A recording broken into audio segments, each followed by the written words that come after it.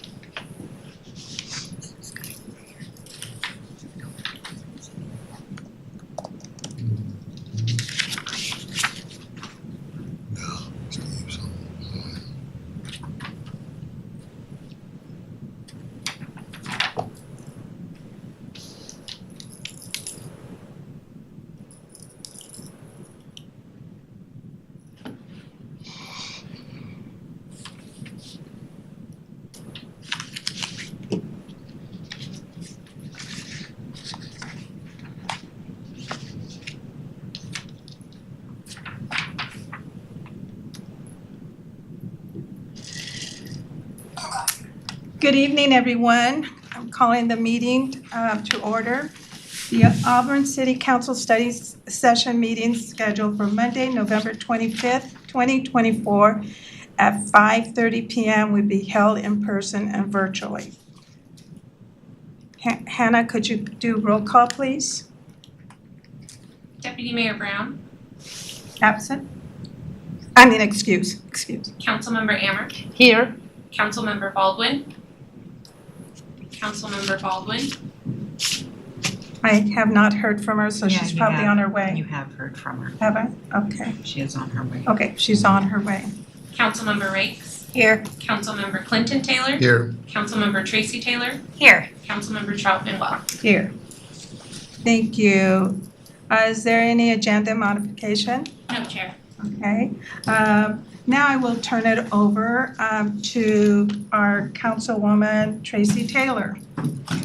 Thank you, Interim Deputy Mayor Trout. Okay, so we're going to start things off with our Public Works and Community Development discussion items tonight. First up is the ordinance number 6954. Yes, this is Steve Sturza, Assistant Director of Community Development. Gabriel Clark will be going over this.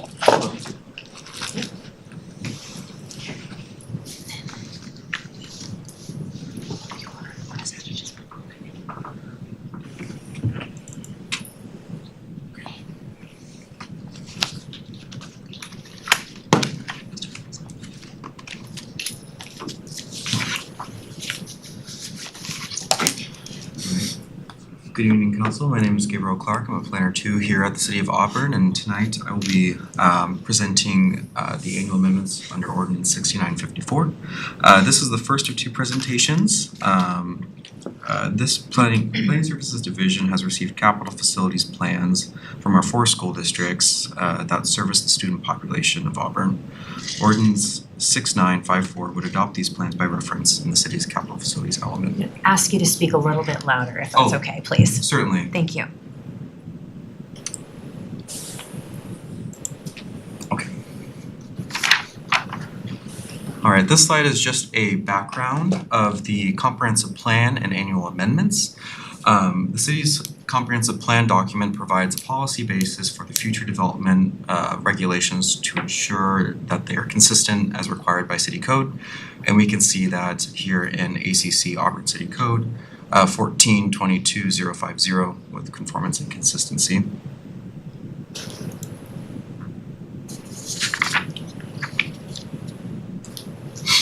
Each year, the city accepts proposals to amend the comprehensive plan. These amendments are separate from the major update of the comprehensive plan, which is adopted by council every 10 years. There are 2 sources of these annual amendments. We have city-initiated amendments and privately initiated amendments in response to applications that are submitted. Those are the private. Private initiated comprehensive plan amendment applications, text or map, were not accepted for the 2024 annual review cycle due to the resources needed to develop the periodic update. However, the city will resume accepting private initiated comprehensive plan amendments applications during the 2025 annual review cycle.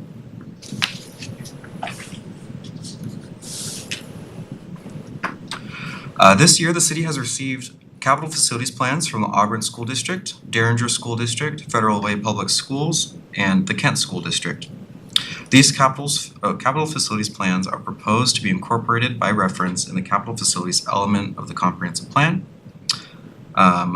Policy text number 5, City of Auburn Capital Facilities Plan was completed and adopted by council on November 18th under Ordinance 6956. Ordinance number 6954 has been revised for your consideration of action on December 2nd.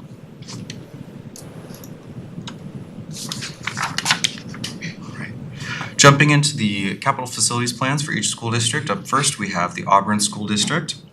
According to the Auburn School District Capital Facilities Plan, the district operates 30 facilities across 62 square miles. The school district serves the cities of Auburn, Algona, Pacific, and a portion of unincorporated King County. Total enrollment as of 2024 is listed at 17,239 students. The overall trend is positive, broken down by grade group. We see K through 5 anticipated to peak around 7,600 students by 2026 and then decline due to lower enrollment.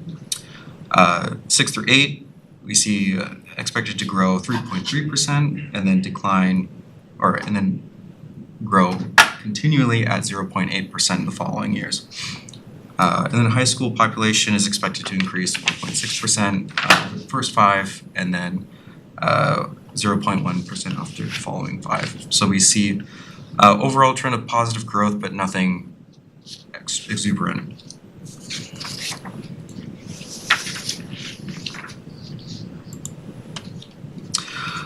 Derringer has opted to retain their previously approved 2023 to 2029 capital facilities plan, provided to Planning Commission and Council in the 2023 annual amendment cycle.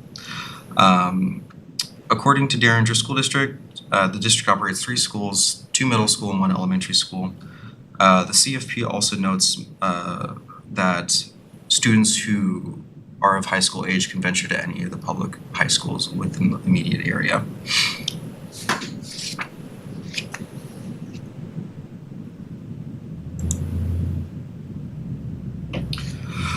Federal Way Public Schools operates 36 facilities serving portions of the following jurisdictions: Auburn, Algona, Des Moines, Kent, Milton, and unincorporated King County.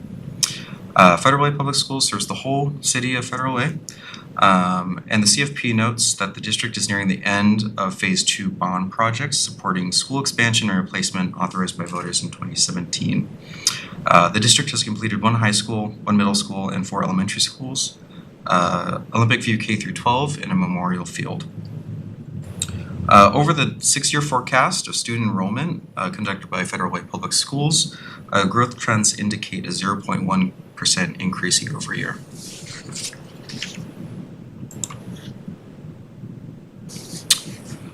The Kent School District's capital facilities plan indicates they operate 40 facilities within the boundaries of Kent, Covington, Renton, and Auburn, as well as portions of SeaTac, and other unincorporated areas of King County.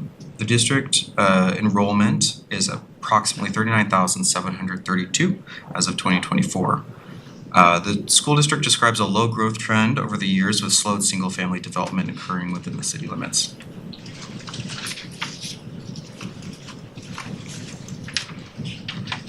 Policy text number 5, City of Auburn Capital Facilities Plan action has been completed by council on November 18th under ordinance number 6956. So as I've mentioned in the beginning,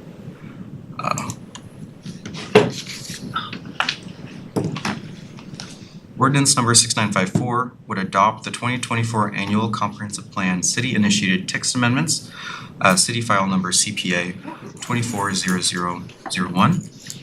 Set forth in exhibits B, C, D, and E. The full text of the 4 school districts' capital facilities plans, copies of which will be on file with the office of the city clerk, would be adopted and referenced in the city's capital facilities element. The findings and conclusions can be found in the staff report. There are no map amendments proposed under ordinance number 6954. This language has since been removed from the ordinance summary.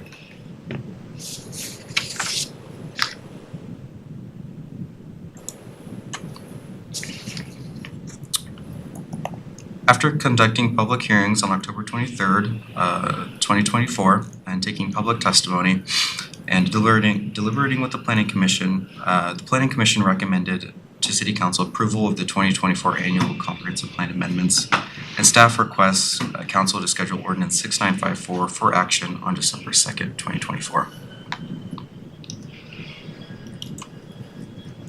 Do you have any Council, questions? any questions? None? Councilmember Ammer? Have you received any public comment during the public hearing? The commissioner? No, we have not received any Okay. public comment. Thank you. Council, any other questions? I don't think so, thank you. Thank you. All right. Next up will be ordinance number 6955. Planner 2, Gabriel Clark will also be doing this. All right. As the second part of tonight's presentation is related to the annual amendments, we will be discussing the requested fee changes for the 2023 school impact fees, or Title 1902. These fees are captured in the Ordinance 6955.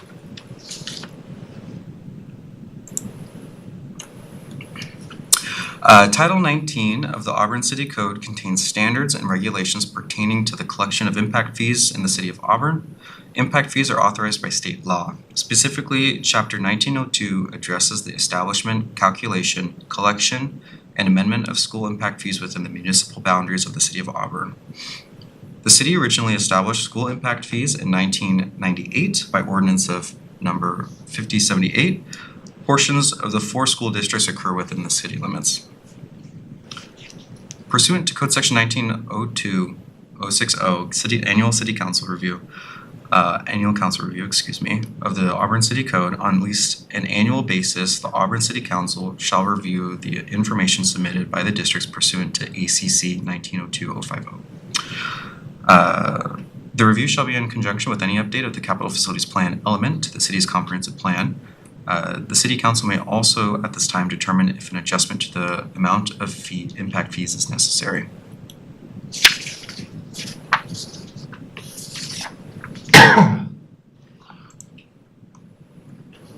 Starting first, the Auburn school districts request to decrease their impact fees for 2025.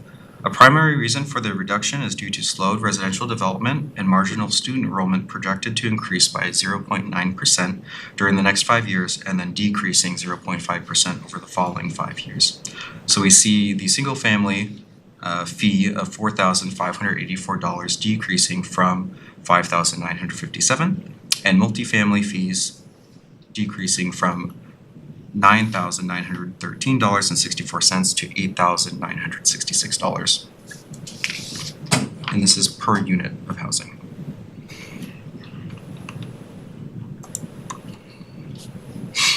Derringer School District requests impact fees remain unchanged for the multifamily and single-family developments. Historically, Auburn has adjusted school impact fees for Derringer School District to remain consistent with other jurisdictions in Pierce County. See Pierce County Ordinance numbers 2023-64S on page 344 of your packets.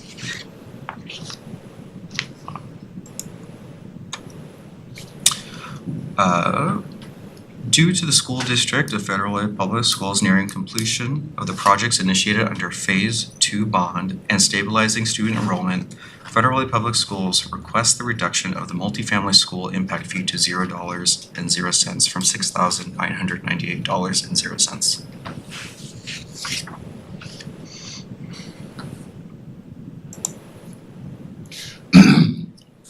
Kent School District Capital Facilities Plan indicates no change in impact fees from the prior year's capital facilities plan. The table shown here summarizes the requested school impact fees for the 4 school districts. Highlights of the fee changes include a recommendation that Derringer District fees be the same as Pierce County's countywide rate, in addition to the reduction of the impact fees charged by Federal Way Public Schools and Auburn School District.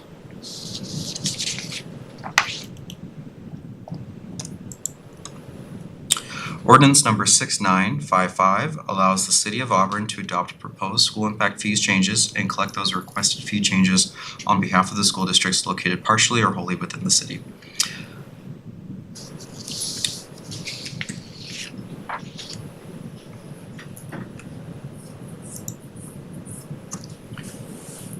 After conducting the public hearings on October 23rd with Planning Commission, taking public testimony, Planning Commission has recommended approval of the school impact fees. So staff requests that this be forwarded for action on the December 2nd council agenda.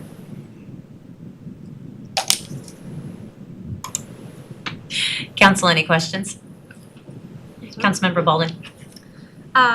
When Auburn School District, I believe they were not able to pass their bond, would there be any late arriving changes that they would need in their impact fees based on that? Late arriving impact fees by adjustments made in 2025. I believe that they would have to file for a new comprehensive plan amendment permit, and those fees would be reflected in 2026 at that point.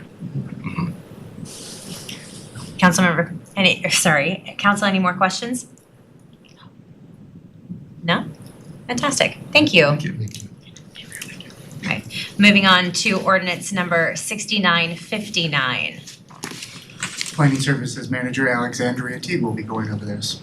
Wonderful.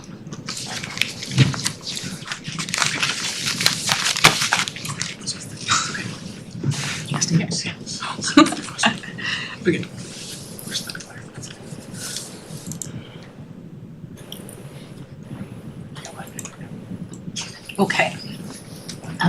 Hi, good evening, City Council. My name is Alexandria Teague. I am the Planning Services Manager for the Department of Community Development. I have before you the 2024 code update related to the periodic comprehensive plan. It's Ordinance 6959. My presentation starts on page 360 of your packet. Okay. So most of the changes that I'm going to discuss tonight are related to the land use and housing element update, and they're really intended to comply with the new state laws, the revised RCWs, and to accommodate growth. There's a number of RCWs that were updated, including they all start with 3670A, but it's essentially 365, House Bill 1110 for middle housing. RCW that ends in 681, which is House Bill 1337 for related to accessory dwelling units. And then RCW 3680A 622 or Senate Bill 615 related to residential parking configurations. And then also to comply with the new King County and Pierce County wide planning policies, specifically the growth targets, housing growth targets. These code-related concepts have been presented to City Council earlier in the year, specifically at the August 12th study session. Staff gave an overview of the needed code changes to be compliant with the land use and housing elements and the RCWs I mentioned. It has been brought before the Planning Commission. At the October 8th meeting, staff presented the code changes in great detail to the Planning Commission. And then, And then on October 23rd, the Planning Commission made a formal recommendation to City Council. For the purposes of this meeting, I've grouped the code changes into RCW or statute, related changes, and non-statute or related changes.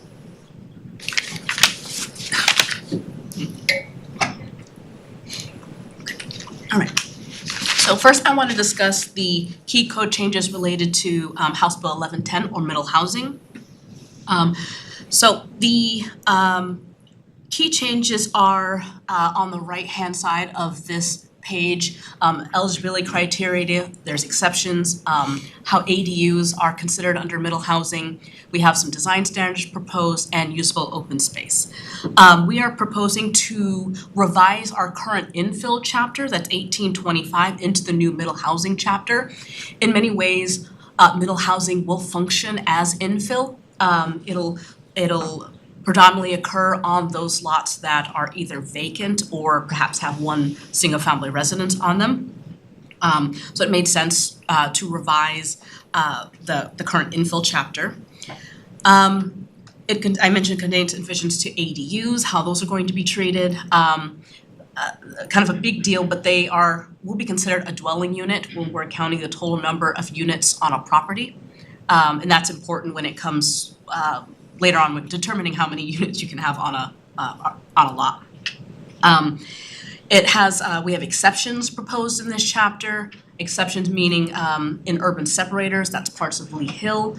In our RHMC, our residential manufactured home or our mobile home zone, and then on lots smaller than 1,000 square feet. And then we have some design standards and usable open space. I'll get into those on the next couple of slides, or in a couple of slides. So this is why I mentioned why ADUs are important, that they're counted as a dwelling unit. So one of the key changes is now, by right, 4 units per lot will be allowed. 6 if it's near, within walking distance of transit, or if they're affordable. So the maximum is 4 or 6 with those 2 options. The ADU would be counted as one of those 4 or 6, and that is important. And then we're proposing to allow additional units based on lot area. So if you have excess lot area, a larger lot, then we have a ratio, if you will, of based on this much lot, how many more units you would be able to have. And then these are the design standards I wanted to mention. So the statute actually allows us, or us as the city, allows for jurisdictions to apply design standards for middle housing. The idea of the reason behind the purpose of the design standards, I'll say, is to ensure that middle housing is compatible in scale, in form, and character with existing single-family residents. I mentioned that it will middle housing is predominantly going to look like infill. The picture on the left shows different housing articulations as we review design for middle housing, and it would be conducted under a building permit or a civil permit or appropriate land use approval. These are some of the options that we would be looking for a middle housing to incorporate. And then on the right shows what is meant by usable open space. So it's not necessarily the open space is completely void of anything. Instead, it's really that outdoor area that provides a little breathing room to the lot. So you'll have a porch and perhaps some vegetation and then some landscaping. So that's the idea of that usable open space. And the idea behind the usable open space is to ensure that it's aesthetic and basically contributes to, what am I trying to say? It's to ensure that the middle housing is still compatible, again, with the scale and form of not just the buildings themselves, but the lots and the lot layout and the number of buildings on a lot. I'm not trying to say that gracefully, but that is the point of the usable open space. And then we have unit lot subdivisions. So unit lot subdivisions, it is a new concept to the city of Auburn, but not a new concept to the region. There's several other jurisdictions, for example, Seattle, that I believe have implemented unit lot subdivisions. The idea of the unit lot subdivision is to allow for units to be placed or become their own separate lots. It's intended to create more ownership opportunities.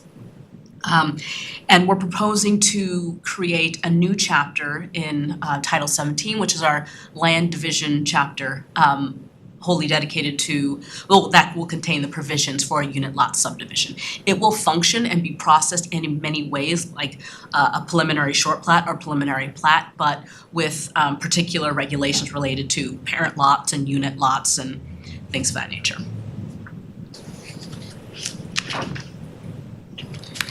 Oh, and on this slide, I have some examples of the different iterations of unit lot subdivision. So here, it's a single-family residence, and each of these triplex units have now been placed on, or been subdivided onto their own lot. And then here's the existing single-family residence, a duplex, and then an ADU. So I don't know why this duplex unit is so much tinier than the others, but that's another duplex. But it just shows you the different iterations of unit lot subdivision that we could potentially see in the future. And then we have a whole host of definitions being updated related to middle housing. And these are as minor as changing multiple family dwellings to apartment, because it's easier to understand. And what does an apartment mean? Well, now it's 7 dwelling units per and above, because middle housing is 2 through 6 units. So all these definition changes are related to the middle housing update.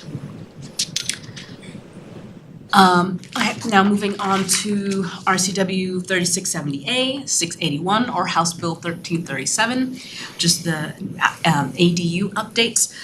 So we are proposing to update our ADU regulations to comply with this with the statute and to align with middle housing. I mentioned how ADUs are going to be counted. Our staff is proposing to give ADUs their own chapter and special treatment. Right now, they're in the supplemental provisions chapter, but given the whole host of regulations and change updates, it made sense to have its own chapter. There's some really kind of important changes for ADU buildings themselves. One of them is the ADU size is going to increase by 50 square feet. There's no longer a requirement that it's 50% the size of the house. We have this really weird requirement that if you converted your garage to an ADU, it still had to look like a garage, that requirement. And now 2 ADUs could be allowed per unit. And again, if you have 2, those 2 are still counted as the total number of lots, units per lot. So this is, and these changes I think are really going to make ADUs more feasible for a lot of different properties. Yeah, I think these are changed. And then we have the residential parking update. So moving on to RCW 30A 6015, part of this statute implements the middle housing parking requirements. And then there's other changes from mandate, like recognizing non-conforming, legal non-conforming gravel areas, reduced minimum parking stall size from going from 9 by 19 to 8 by 19, allowing grass block pavers. Really the purpose of this is, I think the intent behind this from the statute is to reduce the cost for new housing, because parking is unfortunately a cost when developing housing. So reducing the requirement would not only reduce the cost of constructing new housing, but enable greater variety in housing stock, where the type of parking, where the parking is located. And the reduced per parking mandates, they're particularly important for middle housing, with a building size maybe similar to a single family residence. So again, how do you fit all of that parking for the 4 units plus single family residence on, well, all 4 units on the property? It wouldn't be as feasible to build out with those 4 units, so a reduction in parking is necessary, hence the updated statute. Okay. And then, so I've moved through the RCW or statute-related changes. Now I'd like to move through some of the non-statute-related changes. So, Could we ask questions before you the other one? Okay, on those parkings, like in Lakeland Hills, they're only allowed so many parking stalls in their homes, and then on one side of the road you can park and another side you can't. Are we looking to do that in these new places where we're gonna be building these type of homes? Because you're adding 4 more homes or, and more parking, you don't know if they all have 2 to 4 cars. How are we gonna handle those parking areas? So I suppose our code won't affect what happens off-street or off-site. So the requirements for when parking is allowed on a street versus on one side of the street, and where it's allowed within the right-of-way, that I can't really speak to, because I think that comes from the engineering design standards. But I understand your concern when it comes to on-site parking, and now you have 4 units. Well, I don't know if I have a great answer. Unfortunately, in the statute, it says 1 parking stall per middle housing unit, and then within a certain distance from a major transit stop, it's none. So it will be developed with less parking, and if someone has 4 or 5 vehicles for that site, that might not be the right site for them. But fortunately, I don't know, I don't have a good answer for if someone has many vehicles and what would occur at that point. I mean, it would be, we have parking, dedicated parking areas on site, and if people started to overpark or park in the front yards, then we potentially have code violations. But that's no different from today. Madam Mayor. Thank you. So this is not for the entire city. This is only for those areas that are immediately adjacent to major Correct. transit Yes. stops. So Yes. the city of Auburn does not have that many major transit stops in it. Ingrid, you might be able to. Yeah, so at this point in time, the only thing that would meet the definition of a major transit stop is the Sounder Station in downtown. In the future, when the I-Line gets implemented along Auburn Way North, that will also, every single one of those stops will be considered a major stop. So it'd be within a quarter mile and half mile of those stops along basically Auburn Way North into downtown, and then within the downtown itself around the station. Any other questions? Councilmember Baldwin? Yeah, back to the slide with the diagrams of the various units. This one? Down one. This one. Yeah. Where you've got the owned and common areas, how would that work for code enforcement? Oh, that's similar to, so that would be owned either in common, or if they had an HOA, it would function like, I guess, it's a current situation that happens today. We don't have a lot of places where it's owned in common, but we do have a lot of plats with HOAs, and it would function very similarly where either the responsible party would be the HOA or be 1/4 interest. So our code compliance department would have to approach all 4 of the unit owners to address the code compliance issue. Okay.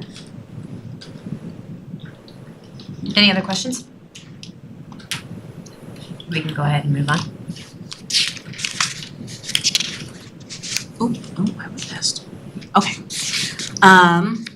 So mentioned that the whole foundation of our land use element and housing element is really to accommodate growth. As we know, we have 12,000 it's more than 12,000 net new residential units from the King County-wide planning policies, and Pierce County-wide planning policies only 112 net new residential units. This is in part because, well, Lakeland Hills is essentially built out. So the 4, how it is implemented, I'd like to walk through each of these 4 categories very briefly. So the first is consolidating zones. Generally, and let me back up. So the zoning districts are intended to implement the land use designation. Zoning districts are where the use table, uses that are allowed, permitted, not permitted. That's the intent of, that's the purpose of zoning districts.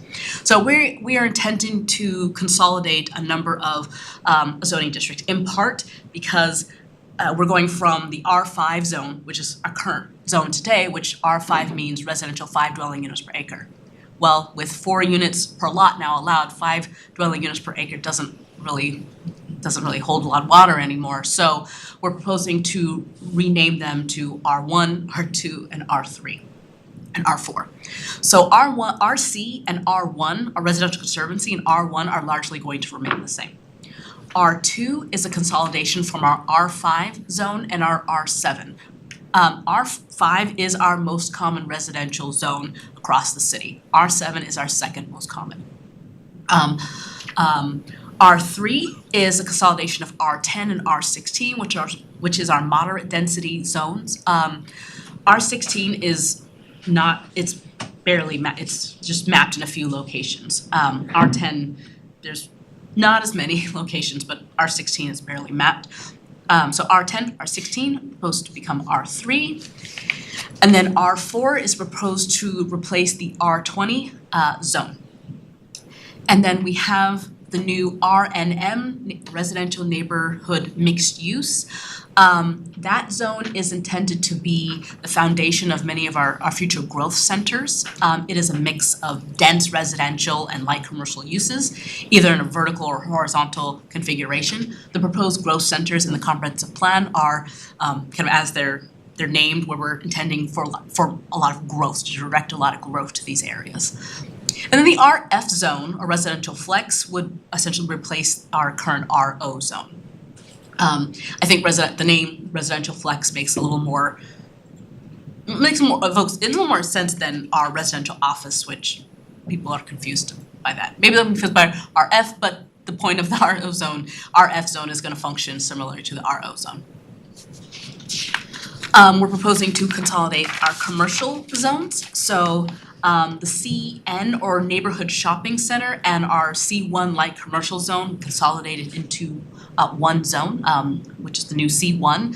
There wasn't a whole lot of daylight between our CN zone and our C1 zone. So since we're renaming the C3 to C2 to have that sequential numbering, and then we have a zone named C4 zone, which is really only the Gateway Planned Action Area, Coppergate site. So we renamed it to CAG to recognize where that zone is and the purpose of that zone. And then, so this slide there's a lot of information here, and I intend you to walk through all of it. But the purpose of this is to demonstrate the increase in density in our residential zones. I mentioned RC, R1, there's not a whole lot of change. R2, remember R5 and R7 are becoming R2. We're proposing to increase density, so the base density or the max density for the R7 zone will now become that minimum density for the R2. And so on from there, we have increased the density. I point out the R2 because that is our most common residential zone. The intent of increasing this density is to really try and capture the 12,000 new units by 2044. Let's see. And then, and I would just say, while we are proposing to increase the density, make it permissible, feasibility is always dependent on the site, on if there's critical areas, on infrastructure. So we are making it permissible to increase density. Is it feasible? That's always a site-specific exercise. Then I'm almost done, but reaching to the downtown urban center. We are proposing new districts. The purpose of the districts is to recognize that the downtown area, what was zone DUC, what is zone DUC, it's not all of the same. Some of the areas are more residential, more industrial, some have more hospital medical uses, and that is the purpose of the districts. The downtown plan update is in progress. The district map, this is just an example, will be derived from that update.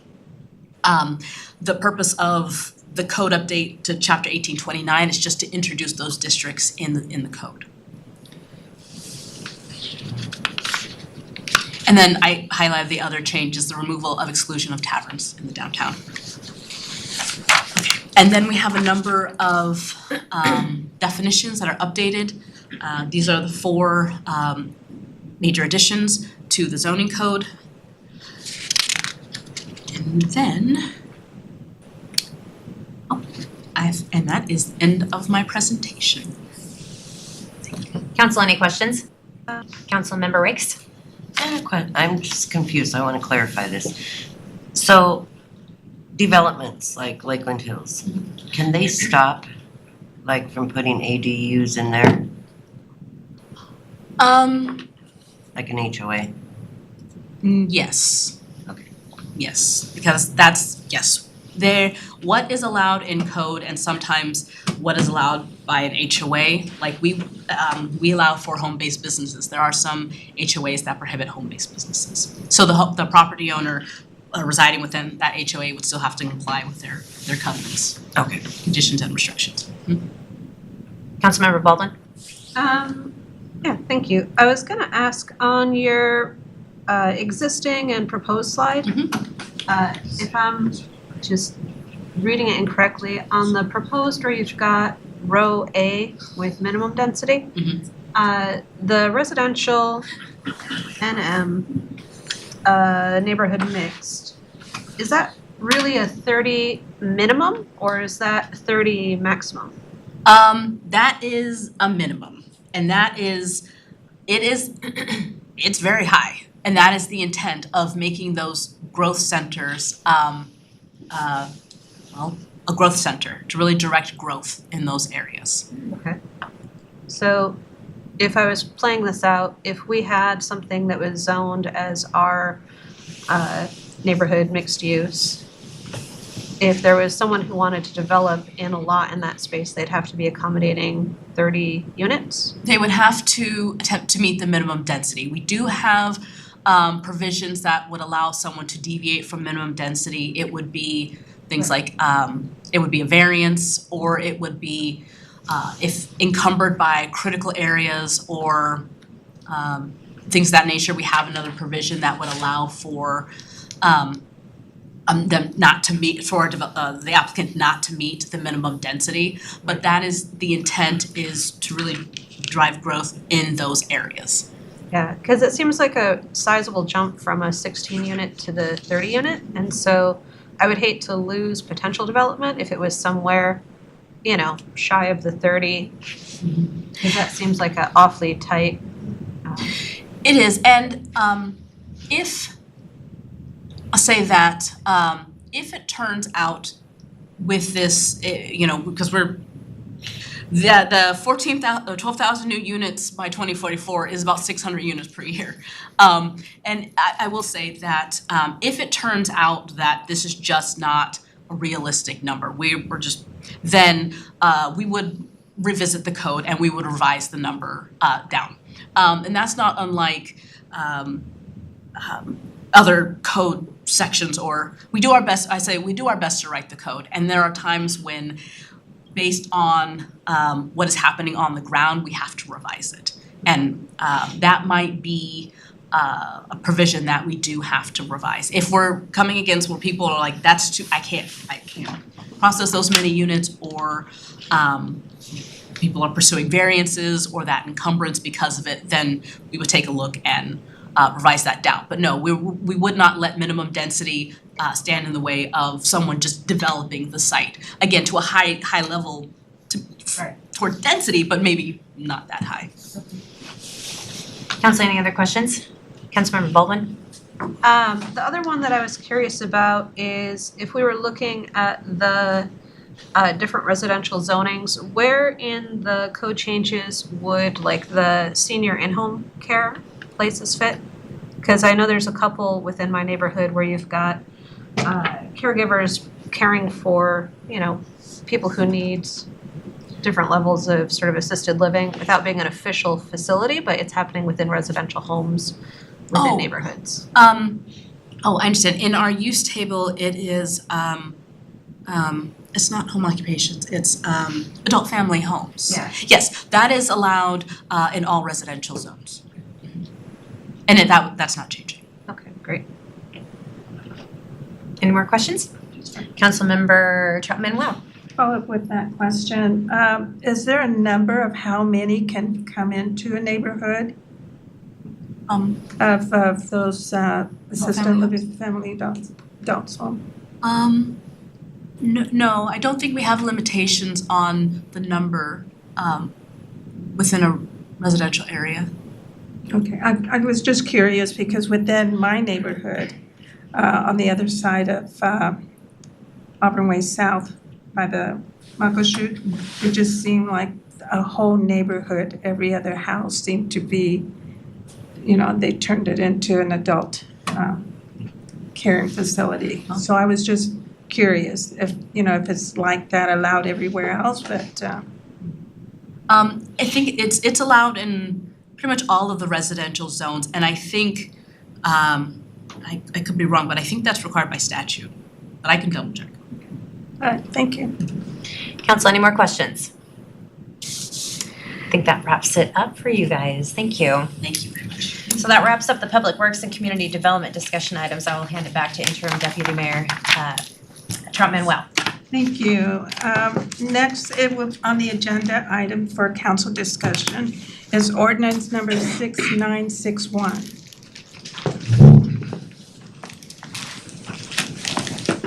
Kate, I believe this is Yeah, this is finance.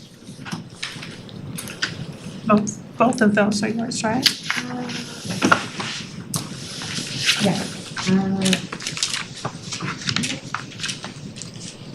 Sorry, I'm getting used to this new, Yeah, They're mine, yours. yeah, they're mine. I just saw that it had it. Okay, it's, you're, Good evening, Interim Deputy Mayor Troutman Well, Council and Mayor. I'm Director Thomas, Director of Finance, and I'm going to go over our sixth and final budget amendment for the 2023-2024 budget amendment. It feels weird saying 2023-2024 since we've been living in 2025 and 2026 for the last 6 months. But here we are. This is the last time we'll talk about it. Well, hopefully. So the final budget amendment of the biennium addresses 3 different things, which is some new programs with offsetting revenue that most all of the programs that we're requesting do have offsetting revenue. There are a couple of items that don't.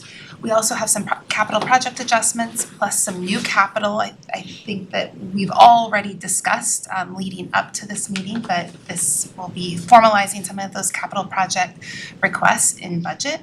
And then some ARPA realignment. The ARPA realignment adjustments don't actually impact the budget. One, we're not increasing expenditure authority or adding new revenue. It's just shuffling some of the ARPA project money around from some of the projects that the council had originally adopted back in August of 2021. So starting off with our general fund summary of changes, we have several items, 17 items, programs with offsetting revenue totaling $990,000, and then we have 7 items with no offsetting revenue that total $804,000. And here is that list for the general fund. And I was gonna hit some of the major ones there. For items that have new revenue, the first one is the SPAR grant, and that is the Washington State Office of Public Defense for Simple Possession and Advocacy Representation.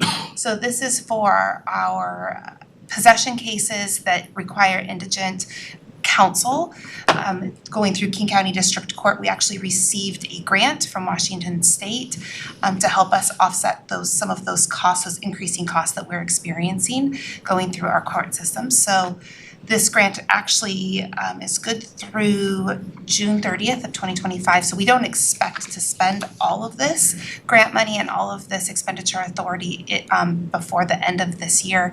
But what we do have left over, we will carry forward into 2025. And we will not have a problem spending that in 2020, between now and 2025.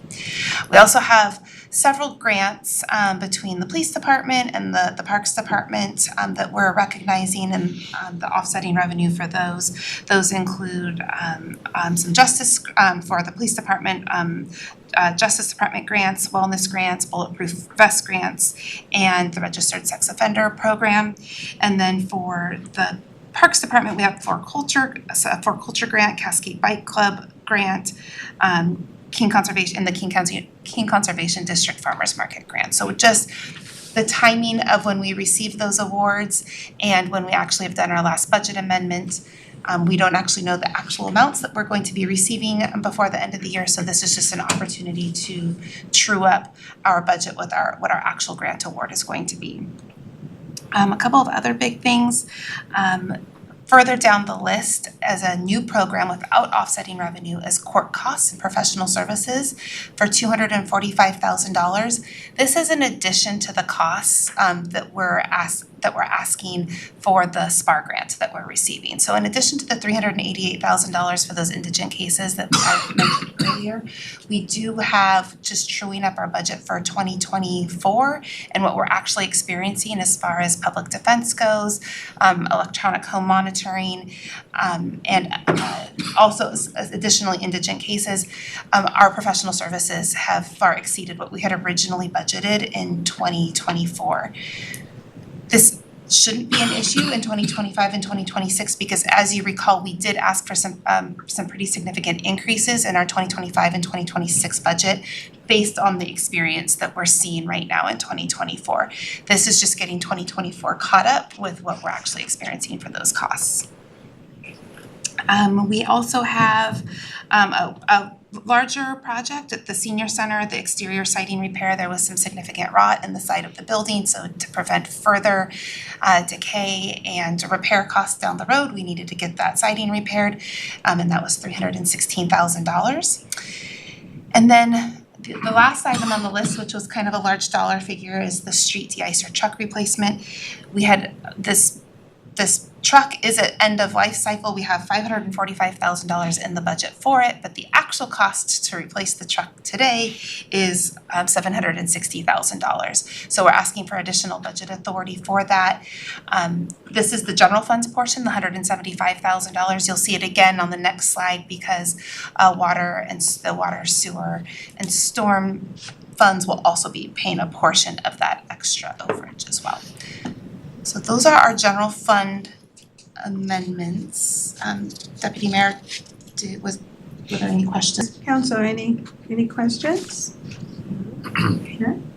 Okay, I've got more. That was just the general fund portion. That's fine. So this is a summary of all of the adjustments for all of the other funds. We're asking to reduce some of our capital programs and budgets by $4.7 million, so not adding to the budget, but actually reducing the budget. We have $659,000 in carry forward items, $19.4 million in programs with new revenue, and then $592,000 in new programs that don't have offsetting revenue. For all of these changes, they are all one-time in nature. So none of these are ongoing costs. And this is that list. And again, similar to what I did with the general fund, I want to hit some of the big ones that actually have a net impact on the fund balance for these individual funds, and then also some of the higher profile projects that we have going on. one of the bigger impacts in the positive direction for the fund balance is the very first one, which is the reduction for some of our transportation projects, and that just has to do with realigning some of our projects that rely on traffic impact fee money, and pushing some of those projects out into out years, and that those projects total $2.4 million in the 2024 budget. Moving down the list a little bit, the carry forward item for PD take-home vehicles, coming out of the cumulative reserve fund for $659,000. This is not new money, this is actually a carry forward item.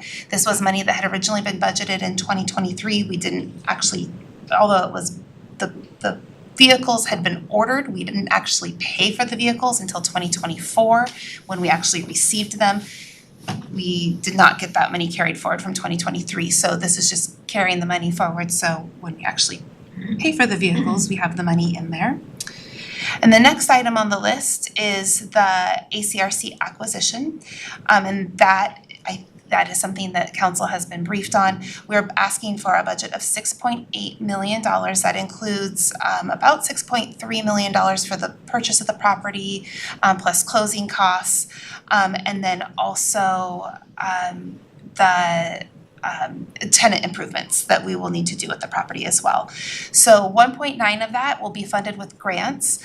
A little less than $1.5 million will go towards the acquisition and the purchase of the property. And then there is a grant for $500,000 that will be going towards the tenant improvements on the property. The remaining $4.8 million will be coming from our cumulative reserve fund and from REIT funds. Then moving down to the next project is we've got the driving range and the facility master plan, and these are actually reductions. I don't know if you recall from our conversations back when we were having the conversations from our 25-26 biennial budget discussions. We were planning to push out some of the driving range as well as some of the work on the facility master plan to fund a portion of the theater. So currently we have $8 million through a series of budget adjustments that we've done up through now. We have $8 million for the new theater construction, but the theater construction is $12 million. So this budget amendment is getting us to the full $12 million that we need. That $4 million, of that $4 million, $2 million is coming from the reprioritization of the driving range and the facilities master plan. The other $2 million is in new REIT money. So REIT money that hasn't previously been budgeted, but we are now budgeting it and applying it towards the theater. And then the third big project that we've been talking to council recently is the theater plaza and the comic book store. We are budgeting for $1.2 million in revenue, which is grants, and then $1.2 million for the actual purchase and acquisition of the comic book store, and then some demolition costs that we anticipate we're going to incur to be able to get that space ready for an open space and a plaza that adjoins the theater. And then moving down a little bit further, also something briefed with the council's been briefed on is the workers' comp settlement. Just making sure that we recognize the expenditure and the revenue associated with that settlement that is that will be coming up. I do have a question. Okay. And it's got to do with the driving range. Okay. I've gotten heat from that. When I go over there to go golfing, some people are saying, what happened to our driver's range? When do we foresee to see that come back? So that would be as soon as we get the REIT money. So that was originally budgeted with REIT funds. So right now we've accounted and depleted all of the REIT money for some of our other projects.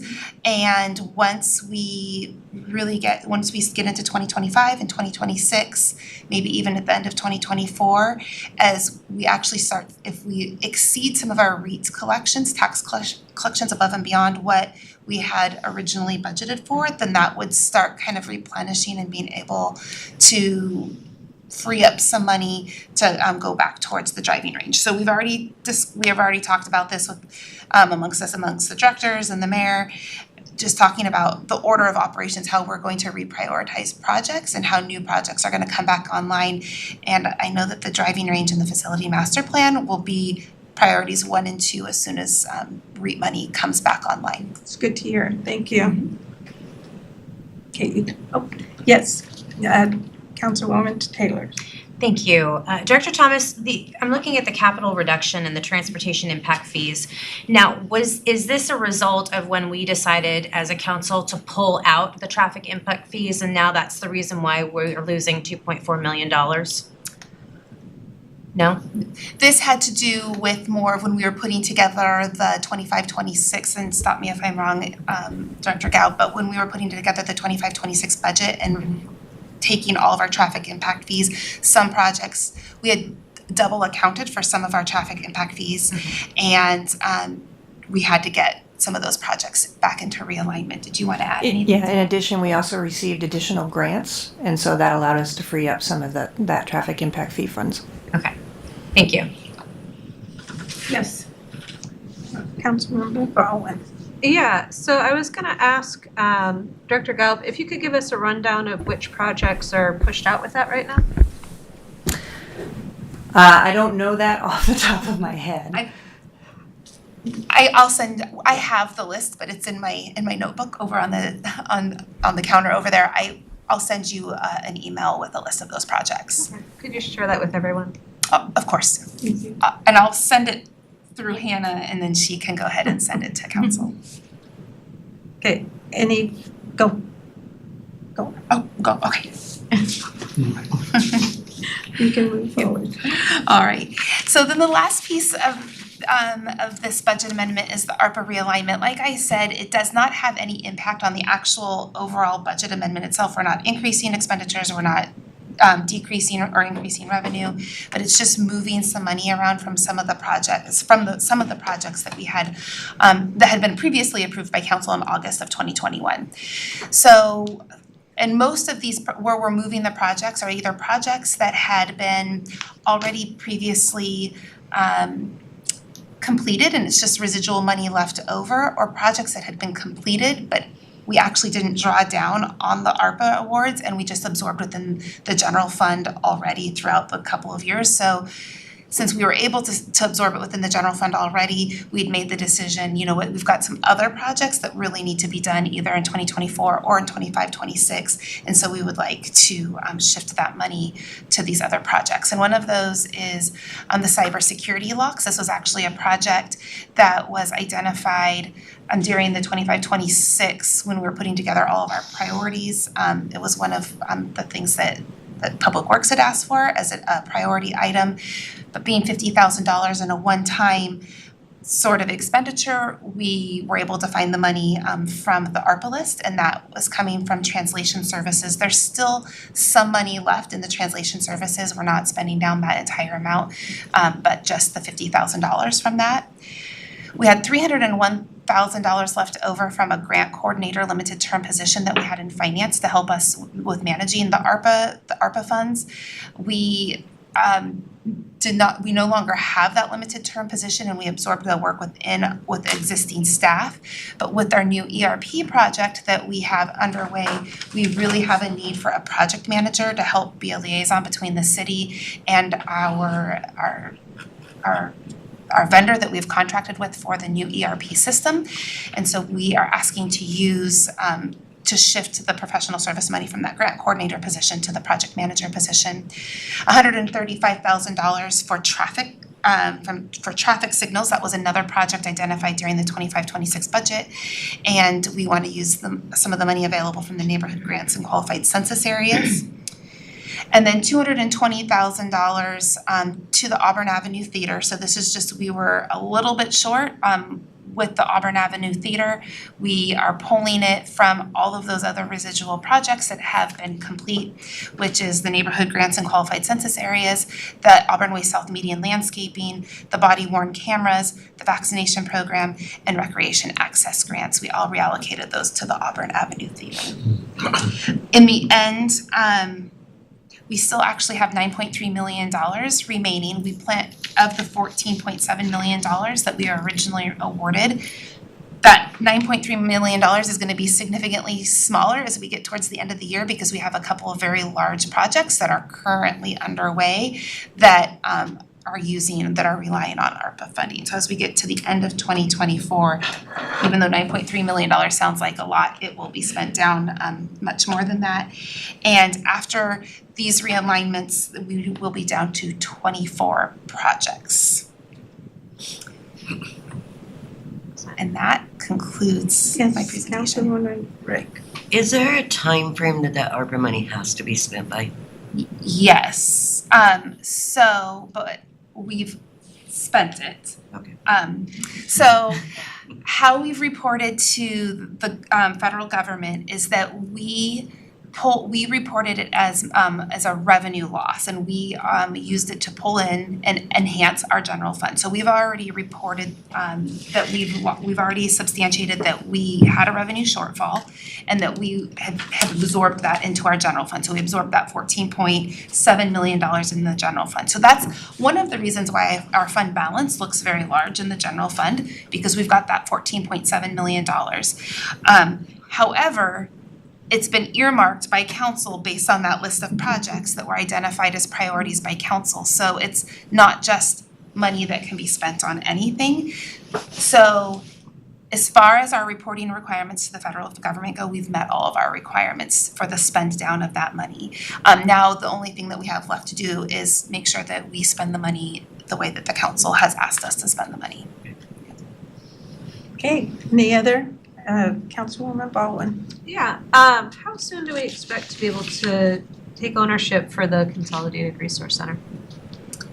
What's the official, I guess, is maybe the question. I before the end of the year is the only timeline that I am aware of. I don't know if the city attorney's office has a better idea of the potential closing date on the ACRC.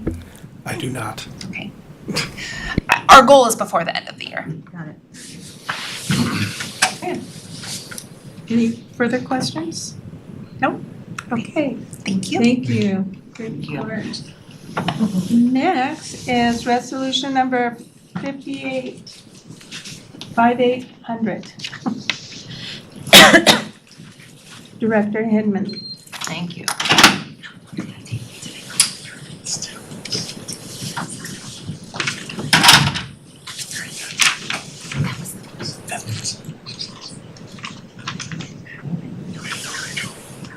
All right, good evening, Council, Mayor. For the record, Dana Hinman, Director of Administration, and one of the audience members just told me to bring it home. So I'm gonna go ahead and do that. Want to talk to you a little bit about the upcoming session and about our legislative priorities we've all been working on for the last few months, and how what we're expecting to see in the upcoming session, and the things that we're going to be working on during the session.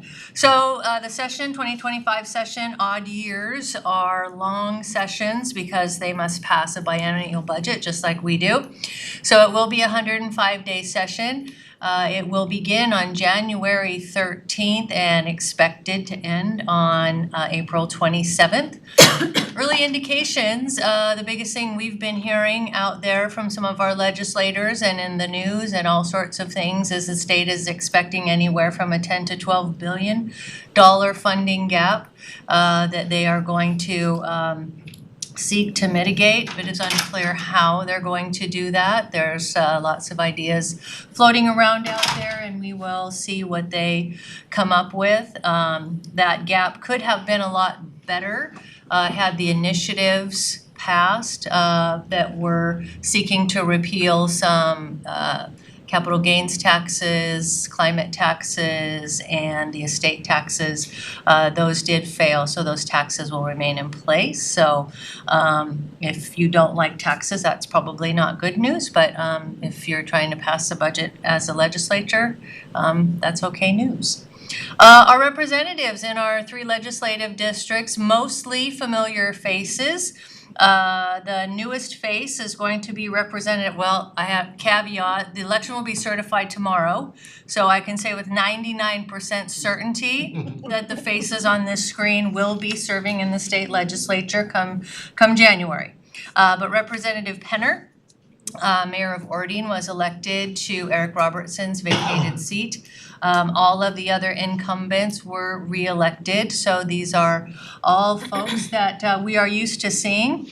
Last week, the legislature did announce some of their leadership positions, and Auburn is generally very well represented in leadership in legislature, and we're very lucky. And so I learned last week that Senator Claudia Kaufman will be the chair of the Business, Financial Services, and Trade Committee, and also serve in a leadership position as the liaison to tribal nations.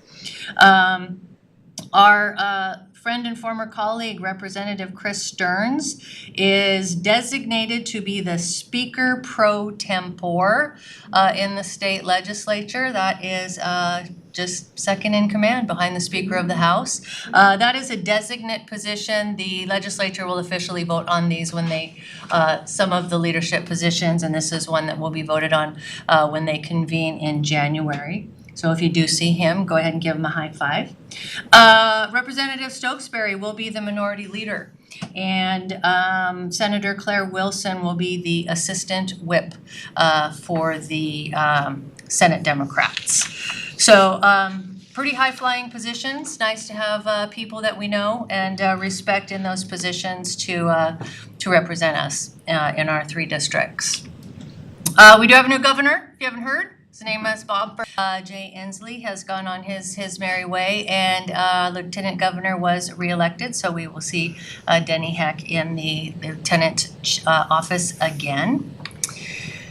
And our priorities, you should see this in your packet, a rundown of the priorities we have set. Many of them are carryover year over year, things that we continue to ask for. We've made a few adjustments on some things as we go forward. We're generally in about 6 major subject areas of public safety, regulatory and land use, public works, transportation and infrastructure, parks and open spaces, social services, and budget and finance. So I'll hit just kind of top level of those areas that we are looking for. In public safety, we are still looking for some technical fixes in some of the recently passed policing bills.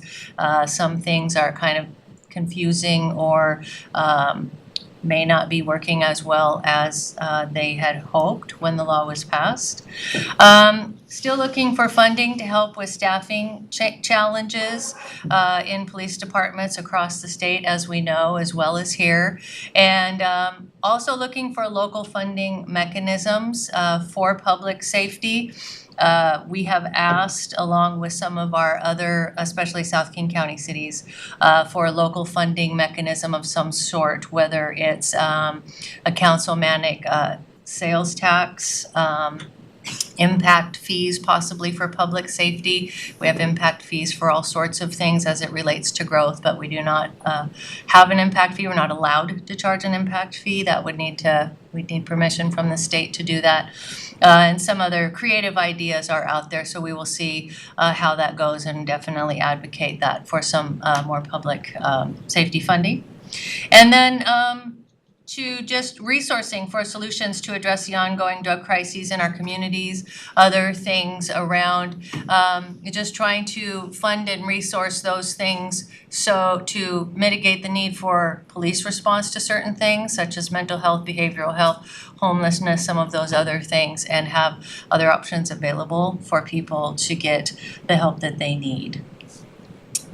Any questions? Let's go through. Council, any questions? On the regulatory and land use side, one thing that we've been asking actually for almost 2 years now is for the state legislature to slow down on their land use and zoning laws that are being passed. It's a lot for our planners and public works folks to try to keep up with and make changes and adjustments. And so kind of just giving us time to respond and do the things that we need to do to adapt to those changing pieces of legislation. To reduce the kind of some of our staff, the regulatory hindrances to create affordable housing. It's one of those conflicting things in the legislature in that on one side, they're passing regulatory things that make building very expensive, but yet they want builders to build affordable housing, and those two things are in direct conflict. So one of the ideas is to simply ask the legislators, well, if you want affordable housing, you're going to have to give us regulatory relief to make it happen, to make it pencil for the builders. And then just to create funding to rehabilitate existing affordable housing. This is something that we've asked for a number of years. We think that gets overlooked by the legislature, is that a city, especially South King County cities, have naturally occurring affordable housing. But those folks with that naturally occurring affordable housing don't have a lot of resource to bring the housing, make improvements to those housing so that it is much more livable, because I mean, the more you have to spend on housing, if you're a landlord, you need to recoup those costs somehow. So to somehow help just rehabilitate what's already there instead of waiting for brand new things to be built, because that takes a long time. And if there is existing housing out there, we want to help people maintain that and keep our housing affordable. Questions? I'll pause. Questions?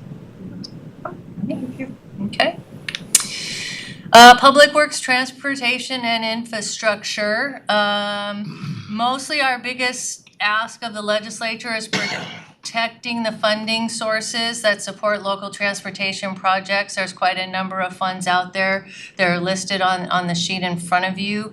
And oftentimes, and we're a little bit trepidatious going into this legislative session because they have a funding gap. One of their favorite things to do is raid the Public Works Trust Fund. And we're hoping that doesn't happen, but we will certainly urge that those funds stay in place because Director Gaub and her team do make very good use of a lot of those funds, and we want them to be there for local projects. To support an aviation fuel tax, there's a fuel tax proposal for 1% to go to WashDOT to support airports. Airports are expensive. Current funding sources out there, we're having difficulty meeting those needs, so we would certainly want to support that. And then to just maintain the federal timeline for low-lead aviation fuel. There have been a couple of attempts over the last couple sessions to have Washington get ahead of that timeline that the federal government has laid down. We're not saying we don't want to do it, but there is a plan, and and if that plan is accelerated, basically what it means, Director Gaub can correct me if I'm wrong, is we won't have any fuel at our airport. And so that no one will come to our airport, and we don't want that because we won't have fuel there for them. So, again, high level things. Anything more for Public Works? Okay. And our social services category, like I said before, just get greater support for behavioral health programs out there. We all know it's much needed. Also getting some supports out there to encourage and incentivize workers to go into those fields. One of the reasons that the services aren't there is there's just not enough people to provide those services. We have asked for quite a number of years to create laws for cities to hire their own mental health professionals and designated crisis responders. We've tried, we've asked, so I think we need the legislature to allow that to happen so we can better serve our folks here. And again, to support the production and preservation of affordable housing on this end too, and especially some of those micro-housing models out there. I think some of the council has visited with Director Hay that are really outstanding models for people to get the help they need and to get housed. Anything else on social services? Council? Any questions? Okay, I'm about to bring it home. In our parks and open spaces, similar to Public Works, there's a couple of really important funds out there that our Parks Department utilizes. And we have made asks of and received good amount of funding, especially for our theater and our museum. And that is, so these are two state agencies that are going to have some budget asks in the 25-26 budget of the state legislature, and we're asking that they do fund those two offices as being asked, so that those funds can come to Auburn. So it's a roundabout way to ask for money. And lastly, continuing to bang the drum on the 1% property tax cap. This is probably a year where that will it's gotten a little bit of legs the last few sessions, but with the current funding gap in front of them, might be something that is even more seriously considered. And then there's a weird way that the leasehold excise tax is applied in cities, and it's unclear, and it drives Director Thomas nuts. So she wants to have some clarification from the legislature so that can be more fairly applied in our city. Okay, and that's it. Any other questions? We head into Thanksgiving. Not to the detriment of everyone here, but I'm curious, we've seen, I think, over 600 fentanyl deaths in King County in this year, and we're not even to the end of the year. We've had the opioid epidemic, and I think a lot of the policing reforms that we've seen have been moving us in a direction to say, we don't want to criminalize addiction, which for all purposes, seems like a more humane direction to go when you're dealing with that. The challenge I think we sometimes run into is if it's not criminal, how do you remand those people to custody to get them into treatment, right? And so I feel like there's got to be a gap somewhere in the legislation to say there should be some type of mechanism to allow people to be given, say, a 90-day sentence, perhaps without a misdemeanor or a felony, to get them into a space where they can detox and maybe choose a path for treatment.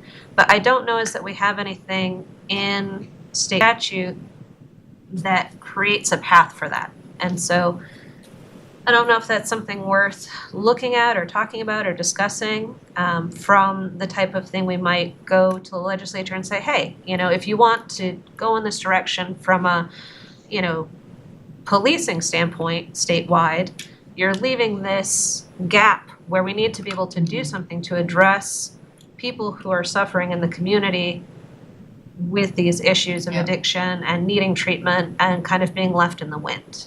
So I know from a city standpoint, we take advantage of using the score jail to get people in. We've changed some of our city sentencing, but I think at the state level, there's still a gap with the legislature. And so when we go speak to them, I don't know if that's an area of interest for council or for the mayor, or what that might look like if we were to incorporate it into either the social services or public safety area of our ask. Yeah, and I think it's bringing up the SCORE model is a perfect example. Right. I think we've been saying for a long time, and Mayor Backus has been saying for a long time, that sometimes jail is an off-ramp if done correctly. Right. And I think using SCORE as a model, and sometimes it's just an educational piece, Mayor Backus and some other mayors ended up taking some judges to SCORE so they could actually see what a sentencing might look like at SCORE, where it's not just throw you in jail, it's let's take you someplace where there's services and you're kind of being compelled to treatment. Right. And I mean, in most cases, you talk to Director Hay, the folks that are on the street that are in the grips of the fentanyl crisis, they're not going to make that decision on their own. I think everybody knows that. And I feel like there's probably more of an appetite than has been in the past because it has just exploded in our communities, especially on the West Coast. I bring it up sorry to interrupt, Yeah. but I bring it up because, you know, when you show the legislators that we have, right? We've got 3 different LDs and leaders across the board from both sides of the aisle, which I don't know if you get that in other communities the way that we have it in Auburn. Yeah. But it seems like it's a good conversation to have, is to say, if we don't want it to be a misdemeanor, but we need to have some type of, you know, remand into custody, does the legislature need to create a path for that? And could it have a different title, a different name, a different, you know, hat that it wears, but utilizing the same operational assets that we have when we put people into that system? But when they would come out the other side, they're doing it without things that would be a barrier to housing or a barrier to getting a job or a barrier to, you know, moving forward. Sure. So Yeah. Thank you. as You're not wrong. I don't Yeah. I don't bring it up to say that I am. I just I'm curious what that ask could look like, if that's something that other council members would be interested in incorporating into what we take forward, and I'd be curious what you know, staff and Mayor Woods, how you might see us framing that if we were to incorporate it. Sure. Yeah. Is there appetite? Yes. I would say that in this set of legislative priorities, we don't want to be the first one out of there. We need to have that coalition who's all willing to put this as a legislative priority. Many of the cities have already set them for this year, but this is a great discussion because the mayors in South King County have been discussing this for quite a while. But to bring it forward next year as something that we have discussed with our LDs, and we have more than just one city willing to do that, is probably the best path to go. But thank you for bringing it up because it is something that we are very passionate about doing. It just needs a little bit of vetting instead of here it is on here. Well, and that's what I was saying. I don't know if it fits dropping in here, but it's something that I know you're very passionate about.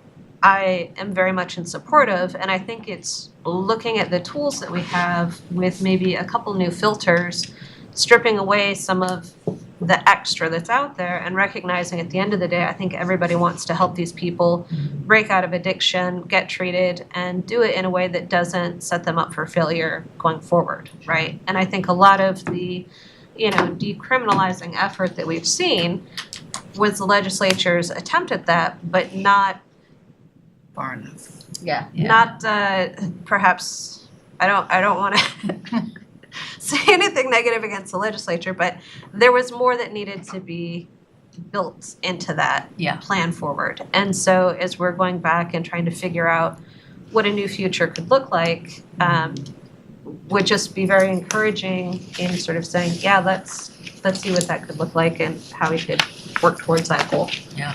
I think I agree with the mayor that it would, you know, since they've already started talking about it, the south end of King County, the mayors, that maybe with us council members also keep it in the forefront with the mayor so that we can do something maybe later on, but not too much later. Yeah. Yeah, so. And I think that the crisis care centers will be a really good stopgap. There's a little bit of a cautionary tale on the one on the east side right now. They're finding that the numbers they expected to have are really low right now, and they've discovered that it's a transportation issue. And where they located the crisis clinic, admirable that they did it, they launched it, they got it up and going. But because of where it is, it's kind of far out. Getting people there, especially law enforcement, has been a little bit of a barrier right now. So really kind of helps think about as they roll out, there's 5 more to roll out, Mayor, is that right? King County? Yes, there are 5 total. 5 total? So there will be 4 basically general population and 1 for youth and young adults. So, you know, some of those things come online, that would be great, but just like the existing affordable housing, there's existing programs out there that could probably be beneficial if they were well resourced. Thank you. Thank you. Thank you, Dana. That was nice update. And there's nothing else on the agenda, so I will adjourn the meeting at 6:57. Wow.